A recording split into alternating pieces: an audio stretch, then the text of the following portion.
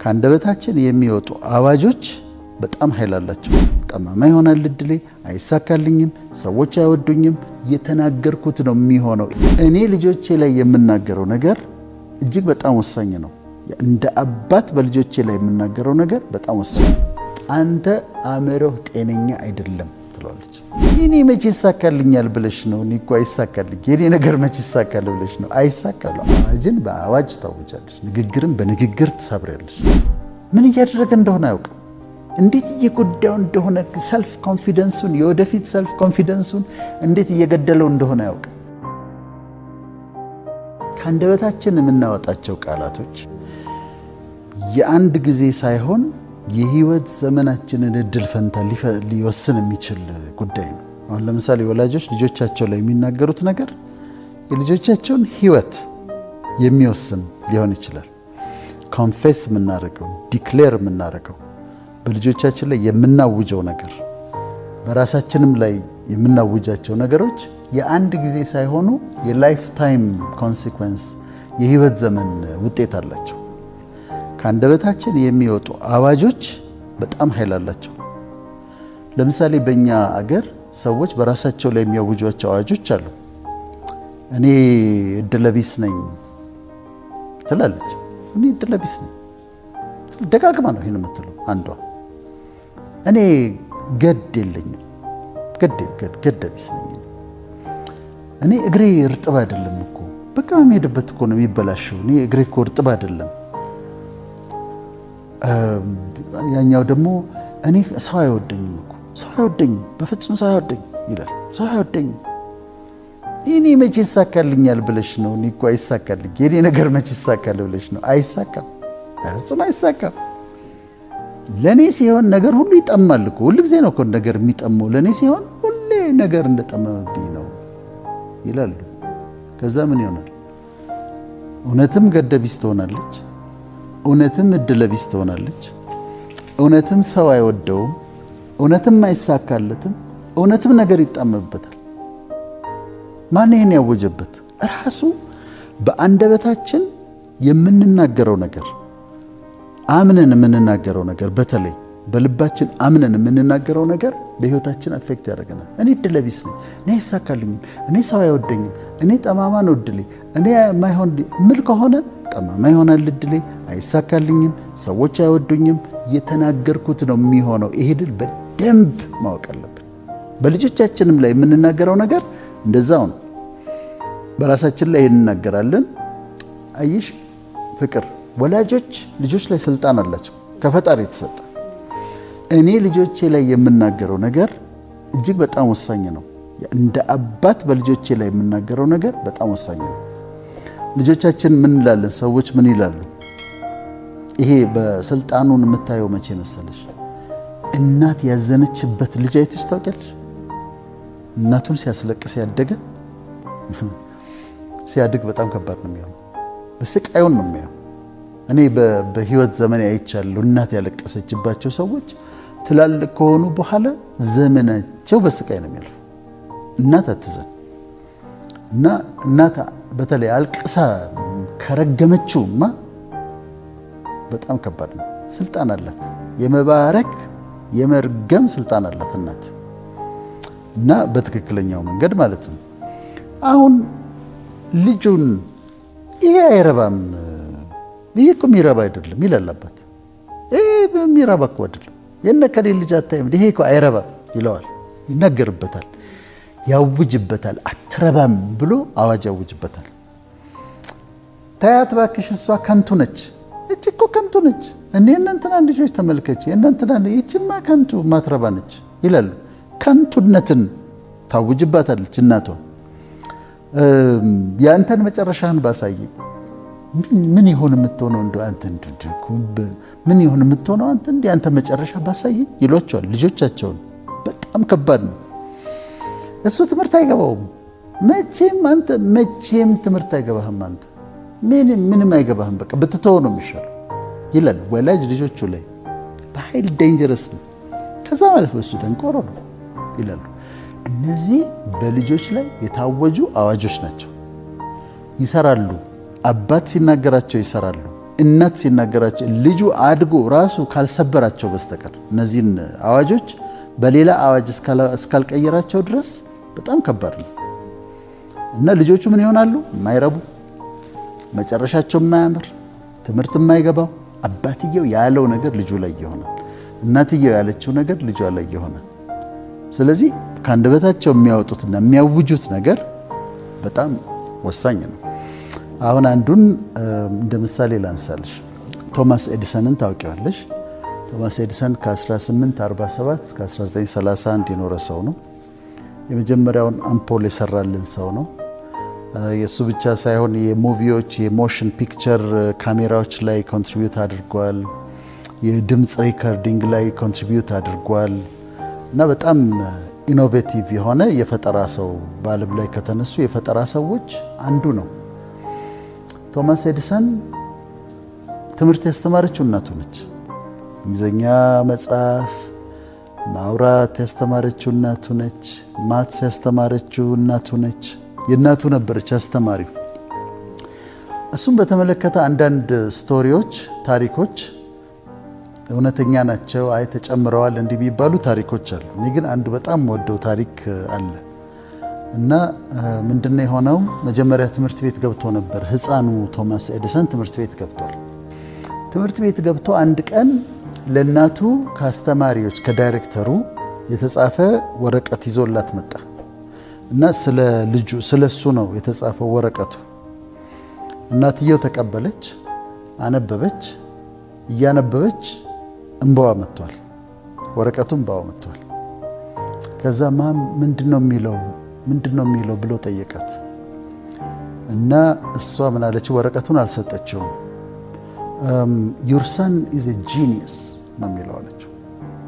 ወረቀቱ የሚለው your son is a genius.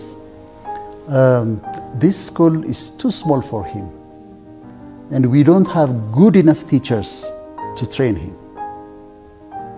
Now please teach him at home ነው የሚለው አለችው። your son is a genius. እኛ እሱን የሚመጥኑ አስተማሪዎች የሉንም።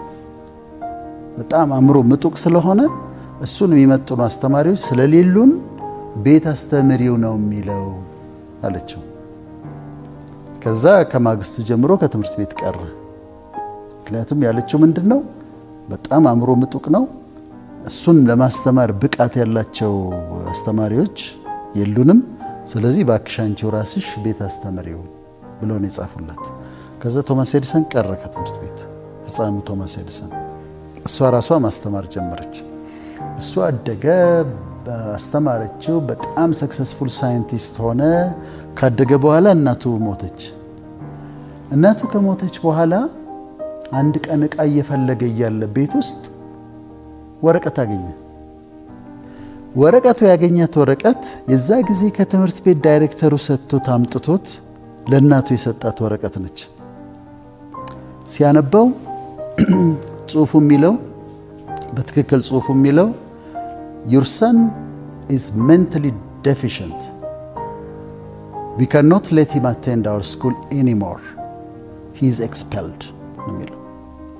ልጅሽ አእምሮ ድካም አለበት፣ እንደው ሜንታል ኢልነስ ሁሉ ይላል። your son is mentally deficient.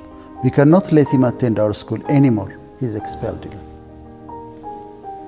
ጽሑፉ የተጻፈው ዳይሬክተሩ ምን ብሎ ነበር የጻፈው? ልጅሽ የአእምሮ ብቃት የለውም፣ እዚህ ትምህርት ቤት መማር አይችልም፣ ስለዚህ ከትምህርት ቤት አባረነዋል ነው የተጻፈው። ትክክለኛው ደብዳቤ ለእናትየው የተጻፈው።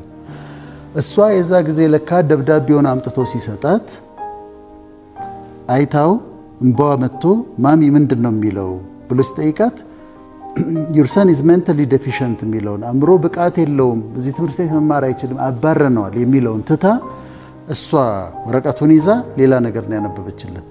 your son is a genius። ይሄ ትምህርት ቤት እሱን ለማስተማር ብቃት ያላቸው አስተማሪዎች የሉትም፣ ስለዚህ ቤት አስተምሪው ነው ያሉኝ ነው ያለችው። ያኛውን ብትለው እውነቱን ብትነግረው ኖሮ ምንድን ነው የሚሆነው? አእምሮ አይችልም እና ትምህርት ቤት እዚህ መማር አይችልም አስወጥተነዋል የሚል ነው የተጻፈው ወረቀት። እሷ ግን ለውጣ ልጅሽ ጂኒየስ ነው፣ እሱን የሚመጥኑ አስተማሪዎች የሉም፣ ስለዚህ ቤት አስተምሪው ብሎኛል አለች። ልጁ ምን ሆነ? ጂኒየስ ሆነ። አሁን እቺ እናት ያደረገችውን ተመልከች። እዛ ጋር የመጣውን ኔጌቲቭ የሆነ ልጇን ሊገድል የሚችል ዲስትሮይ ሊያደርገው የሚችለውን ነገር ትታ እሱ ያመነችበትን የነገረችው የኔ ልጅ ጂኒየስ ነው፣ እሱን ለማስተማር ብቁ የሆኑ አስተማሪዎች የሉም ነው የተባለው ብላ ነው የነገረችው። የሰማችው ልጁ ቶማስ ኤዲሰን ሕፃኑ አመናት፣ የሰማውን አመነ። ስለዚህ እኔ ጂኒየስ ነኝ ማለት ነው። አስተማሪዎች ማስተማር እስከማይችሉ ድረስ ብቁ አስተማሪ እስከማይገኝልኝ ድረስ እኔ ጂኒየስ ነኝ ማለት ነው አለ። ጂኒየስ ሆነ። ያኛውን ብታነብለት ስኖሩ በቃው ነበር። እንኳን ሳይንቲስት ሊሆን እንኳን ይሄ ሁሉ ፈጠራ ሊያደርግ አይሆንም ነበር። እሷ ግን ዲክሌር ያደረገችው ልጇ ላይ አንተ ጂኒየስ ነህ፣ አእምሮ ምጡቅ ነው፣ አስተማሪዎች ሊያስተምሩህ እንኳን አይችሉም፣ ለዚህ ነው ቤት የምትማረው ብላ አዋጅ ነው የተናገረችበት። ልጁ ጂኒየስ ሆነ፣ ሳይንቲስት ሆነ። ልክ እንደዚህ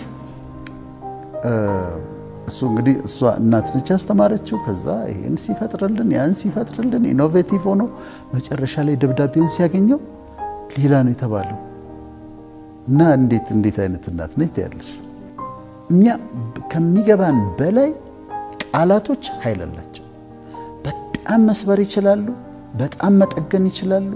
በራሳችን ላይ የምናውጃቸው ነገሮች የምናገራቸው ነገሮች ኃይል አላቸው። በጣም ከመጠን በላይ ኃይል አላቸው። እና ዛሬ ማድረግ የምንፈልገው ምንድን ነው? የምናውጃቸው አዋጆች እንዲስተካከሉ በራሳችን በልጆቻችን ላይ። እኔ አሁን ዘመዶች እሰማለሁ። ዘመድ ይመጣል፣ አክስት አጎት ይመጣል። አክስት አጎት ይመጣና እንዴ አንቺ እናትሽ ቆንጆ፣ አባትሽ ቆንጆ፣ እህቶችሽ ቆንጆ፣ አንቺ እንዴት ነው ፉንጋ የሆንሽው ይሏታል። በመጡ ቁጥር አክስትየው ይሄንን ይሏታል። ትስቃለች። እሷ ግን የሚያመጣባት ተጽዕኖ ግን ቀላል አይደለም። እኔ የምለው አባትህ ረጅም፣ እናትህ ረጅም፣ ወንድሞችህ ረጅም፣ አንተን ምንድነው እንደዚህ ያሳጠረህ ይለዋል። አጎትየው መጥቶ ምን እያደረገ እንደሆነ አያውቅም። እንዴት እየጎዳው እንደሆነ ሰልፍ ኮንፊደንሱን የወደፊት ሰልፍ ኮንፊደንሱን እንዴት እየገደለው እንደሆነ አያውቅም። ጭንቅላት ውስጥ ይሄ ልጅ ስቆ ግን ሳብኮንሺየስሊ በቃ ኮንፊደንስ እንዲያጣ ነው የሚሆነው። በልጆች ብቻ አይደለም፣ ትዳር ጓደኞች። እኔ የማውቀውን ነገር ልንገርሽ፣ በደንብ ማውቃቸው ቤተሰቦች ናቸውና ሲጣሉ ሁል ጊዜ ሚስት ምን ትለዋለች? አንተ አእምሮህ ጤነኛ አይደለም ትለዋለች። በተጣሉ ቁጥር ነው የምትለው። አእምሮ እኔ እኮ ነግሬሃለሁ፣ አንተ እኮ እብድ ነህ፣ አእምሮህ ጤነኛ አይደለም። ደጋግማ ነው የምትለው። አንተ እብድ ነህ፣ አእምሮህ ጤና አይደለም፣ ነግሬሃለሁ። እኔ ጠንክራ ነው ደግሞ የምትለው። በኋላ ምን ሆነ? አእምሮን ታመመ። ባልየው አእምሮን ታመመ። አማኑኤል ገባ። ሺ ቶልድ ሂም ደጋግማ ነው የነገረችው። አንተ እብድ ነህ ብላ፣ አንተ አእምሮ በሽተኛ ነህ እያለ ደጋግማ ነግረዋለች። ታመመ ሰውዬው። አክቹዋሊ ቆይቶ ሞተ ራሱ። ቃላት ይገላሉ። ቃላት የአእምሮ በሽታ ያመጣሉ። ቃላት እስከ ሞት ድረስ ያደርሳሉ። እኔ ይሄንን ስቶሪ በደንብ ነው የማውቀው፣ ምክንያቱም ልጁን አውቀዋለሁ። ልጁን በደንብ አውቀው ነበር እና ሲታመም ሁሉ አገኘው ምናምን ብለውኝ ውጭ ነበርኩኝ፣ ላገኘው አልቻልኩም። ግን ደጋግማ ነግረው ነው። ሚስቱ ወፍራ እንግዲህ ልጆች ወልዳ ነው የወፈረችው አይደል? የራሱ ልጆች እኮ በማህፀኗ ተሸክማ ነው የወለደች። ኧረ እባክሽ አንቺ ቀንሺ ይላታል ደጋግሞ። ኧረ እባክሽ ቀንሺ፣ ደም ብዛት ነው የሚይዝሽ፣ ስኳር ነው የሚይዝሽ ይላታል። በየጊዜው ቀልድም እየመሰለው መጫወታም እየመሰለው አንቺ በጣም ወፍረሻል እኮ፣ ኧረ ቀንሺ እባክሽ፣ በቃ ደም ብዛት ነው አንቺንም የሚይዝሽ፣ ስኳር ነው የሚይዝሽ ይላታል። ከተወሰነ ዓመት በኋላ ደም ብዛት አላት፣ ስኳር አላት። ባሏ የሚናገረው ነው። ደጋግሞ የነገራት ነው። ኃይል አለው። አንድ ልጅ እኔ የማውቀው ሌላ ሰው አንድ ጊዜ የኮሌጅ ተማሪ ሆኖ አንዲት ልጅን ለፍቅር ጥያቄ ጠየቃት። ከዛ አንደኛ በጣም አዋረደችው። ከዛ ከጓደኞቿ ጋር ከሴቶች ጋር ሆነው ደግሞ በጣም ሳቁበት። መልካም ደስ የሚል ሰው ነው። ሳቁበት፣ አሾፉበት፣ ተናገሩት። አንተ እኮ እንዲህ ነህ አሉት ምናምን። ሰውየው አሁን 65 ዓመቱ ነው። ሚስት አላገባም። ሴት ለፍቅር ጥያቄ መጠየቅ ሞቱ ነው፣ ጭንቀቱ ነው። ምንድነው የሆነው? እዛ ጋር ዩኒቨርሲቲ መጀመሪያ ተማሪ ሆኖ የሞከራት ሴት የፍቅር ጥያቄ ያቀረበችለት ሴት የተናገረችው ቃላቶች ከዛ ባገኙት ቁጥር ደግሞ በግሩፕ ሆነው ሴቶቹ እሱን የተናገሩት ቃል አድርጎበት አሁን ሴትን ለፍቅር ጓደኝነት ለመጠየቅ አይችልም። 65 ዓመቱ ነው ሆኖታል። አላገባም። አለማግባቱን ታዩ እንደው ጮኛም ኖሮትም አያውቅ። ስለዚህ ይሄን ያህል ኃይል ካለው ቃላት ይሄን ያህል ኃይል ካላቸው እንዴት መጠንቀቅ አለብን? ሰዎችን እንዳንጎዳ፣ ከዛ ደግሞ እኛም ደግሞ እንዳንጎዳ። ሰዎች አንዳንድ ነገር በሚነግሩበት ጊዜ ሰብረዋለሁ እኔ አንዳንድ ነገር ሲናገሩ አሟርታ ያውቃሉ ሰዎች እኔ ላይ አይ በቃ እሱ እንትን ብሏል እንደዚህ ነው ምናምን እግዚአብሔር ይቀጣዋል ብለው ያውቃሉ። ዝም ብሎ እንደዚህ መንፈሳዊ አካባቢ። ከዛ እኔ ደግሞ ያንን ገለብጠዋለሁ። ምን ይሆኝ ነው ሰብረዋለሁ። እንትን ነው ይሞታል ሲሉ እኔ በህይወት እኖራለሁ እላለሁ። አይ እድሜው አጭር ነው ካሉ እኔ 90 ምናምን ድረስ ነው እንደው ምኖረው እላለሁ። እንደው አስረዝመዋለሁ እስከ 91 ዓመቴ እኖራለሁ እላለሁ። ዝም ብለው ከመሬት ተነስቶ አሞታል እኮ ምናምን ካሉ እኔ ጤነኛ ነኝ ብዬ አውጃለሁ። አዋጅን በአዋጅ ታውጃለሽ፣ ንግግርን በንግግር ትሰብሪያለሽ። ምክንያቱም ሰዎች የሚናገሩት ነገር ኃይል ስላለው ካልሰበርሽው ከነሱ የወጣውን ኔጌቲቭ ጠማማ ንግግሮች፣ አሉታዊ ንግግሮች አንቺ ደግሞ ፖዚቲቭ በሆኑት ለውጠሽ ትሰብሪያለሽ።